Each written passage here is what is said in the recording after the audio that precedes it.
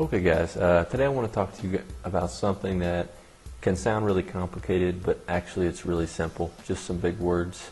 It's going to be most applicable to those who are really getting into vertical jump training for the first time, or for people who are making a lot of strength gains, but they're not seeing a lot of progress or carryover into their vertical jump. And what we're talking about today is called neuromuscular facilitation. It's also called synaptic facilitation. Some people like to call it greasing the groove or muscle memory. And what happens here is that the repetition of an activity is going to facilitate the transmission process between a neural pathway.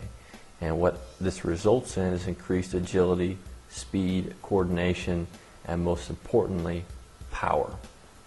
So this is really some neat words for something that everyone knows, and that is that repetition is the mother of all learning for any type of skill. And we talked about in prior videos that the vertical jump really is a skill. We don't think of it as a skill, but it really is a skill. And as a skill, a maximum level vertical jump, or jumping as high as you possibly can, is completely different than jumping at lower levels. So if you're training to jump at lower levels, it's not necessarily going to carry over into jumping at higher levels. Just as walking is not a good practice if you're trying to increase your sprinting speed. Walking or jogging is a completely different skill than sprinting. And it's the same thing. Jumping at lower levels is a completely different skill than maximum level vertical jumping. Now, putting synaptic facilitation into your training program is actually fairly simple. And if you're already on my program, this is what I call the off-day activation, or which is also done on the training days as well. Now, this is as easy as taking the skill you want to learn and repeating it every day multiple times. Now, some of you are going to hear all the things that I've said about overtraining and how so many people overtrain, and you're going to hear what I'm saying about performing these jumping exercises every day, and you're going to say this is overtraining. But the difference is that the type of training that synaptic facilitation is not going to significantly tax the central nervous system. It's also not going to significantly tax any of your muscular systems, the skeletal muscular system. So there's not going to be really any significant recovery necessary from this type of training. And it's really not, this type of training should be a supplement to the training that you're currently doing. Okay, and so what you want to do is you want to choose the skill you want to learn, or the type of vertical jump you want to increase, whether it be your 1-foot approach, your 2-foot approach, your standing vertical, maybe it's a drop step jump that you need to work on. I'd recommend working on them all if they're applicable to your sport. And what you need to do is get warmed up, start with a dynamic warm-up, make sure you're nice and warm, and then you want to practice that specific approach, that specific jump 10 to 20 times. And that's a maximum effort jump. The way you want to measure this to make sure that you're not overtraining and to make sure that you're getting the most out of it is you want to do these jumps in a place where you can make sure they're at your maximum capacity. So you can use a rim, you can use a ceiling, you can use anything that lets you know you're jumping very near to your maximum capacity. And when you do these jumps, if you are not reaching your maximum capacity, it's a way to know that you probably do need recovery. Although it's not going to hurt you to do 10 maximum effort jumps, it is going to help you keep a bead, kind of keep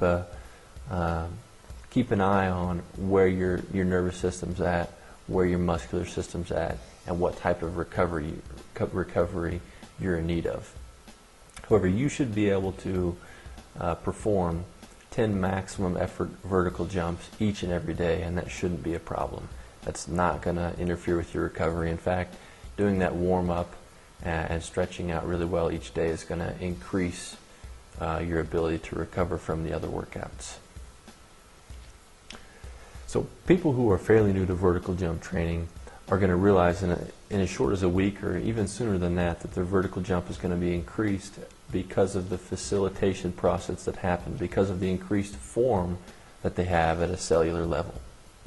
Now, if you have already had a lot of experience jumping, you already have pretty good form, and you're already pretty experienced with all the forms of jumping, you're still going to notice an increase from doing this type of training, but the increase may not be initially as large as those who are less skilled at jumping as you are.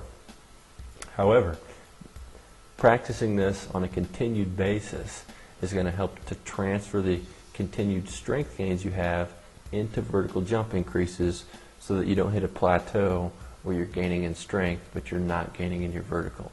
So this is an important practice to continue during the duration of your training.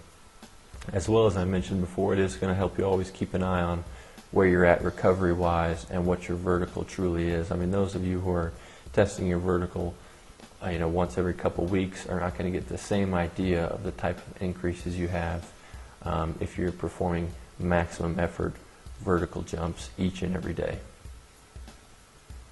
Okay, so just wanted to sum up what we talked about: neuromuscular facilitation, synaptic facilitation, grease the groove, or muscle memory. It's just really fancy ways of saying to practice and repeat the skill you want to learn, such as a vertical jump, which is really a skill. And the more you practice that, the more the facilitation process of the transmission across a neural pathway is going to take place. So basically learning the skill at a neural level. And that's going to increase your agility, your speed, and your overall power and coordination, which is going to increase your ability to demonstrate strength you currently have in short amounts of time, or basically take strength and put it into the vertical jump so that those strength gains also increase your vertical jump. And as I mentioned before, you can do these jumps every single day, and you do not have to worry for the most part, unless you have had an extremely intense training session where you're absolutely floored the next day. You should be able to complete 10 to 20 of the specified exercise, the specified jump each and every day, and it's because you're not significantly taxing the central nervous system or the skeletal muscle system. It's not going to interfere with your recovery. Make sure and get nice and warmed up before you do this, because a maximum effort jump is going to require that your muscles and your body is warmed up. So thanks for listening. Bye-bye.